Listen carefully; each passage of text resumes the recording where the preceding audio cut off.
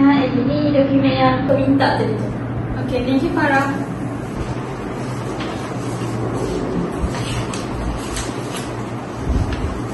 Ish, tak lengkap ni.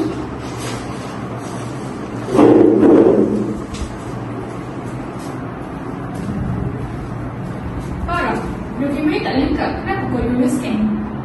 Dia minta tolong aku hari tu. Lepas tu dia pun bayar aku sikit.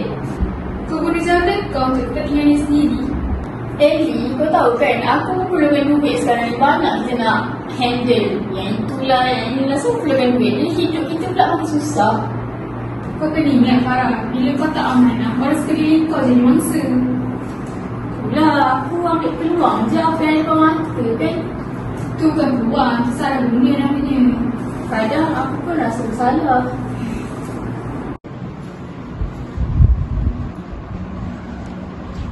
Izzah, tu jaminan emas baru ke? Ya, kenapa?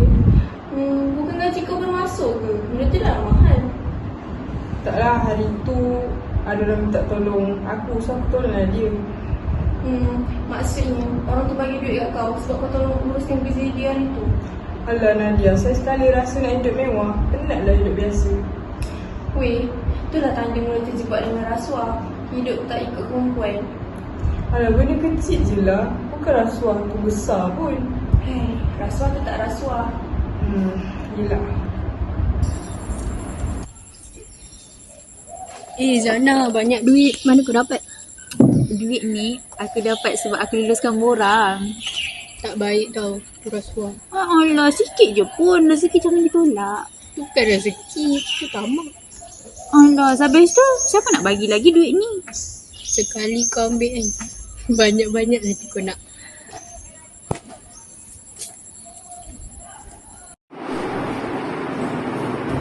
Assalamualaikum Cik Lina. Ada orang beri hadiah pada Cik Lina. Ucapkan terima kasih sebab permohonan yang lebih dari sama Cik. Cik tahu ke ini adalah rasuah? Saya tahu, Cik Bila. Tapi saya tak dapat pandai nak menolak benda macam ni. Sebab dia cara dia bercakap tu macam terdesak untuk melepaskan permohonan ni. Jadi saya rasa kesian. Tak boleh macam tu Cik. Kita kena ada hidup yang kuat. Tapi Cik Aira, dia kata ramai je orang yang ambil benda macam ni. Dia kata benda ni normal je, semua orang buat. Tak faham ke?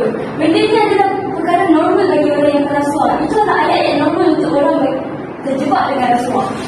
Cik, dah termasuk terangkap dia dah Cik. Sebenarnya Cik Aira, saya ni takut Cik Aira. Kalau saya menolak benda ni, nanti mungkin akan menimbulkan kesusahan dia dan mungkin juga akan menimbulkan menimbulkan kemarahan dia kepada saya. Itu lagi bahaya. Sebenarnya benda macam ni lagi bahaya daripada apa nama kemarahan dia tu. Encik boleh masukkan benda dalam penjara. Dekat SPRM kalau ada orang lakukan Encik dan Encik kena tangkap, apa jadi dengan keluarga Encik? Baik Encik fikir betul-betul sebelum apa nama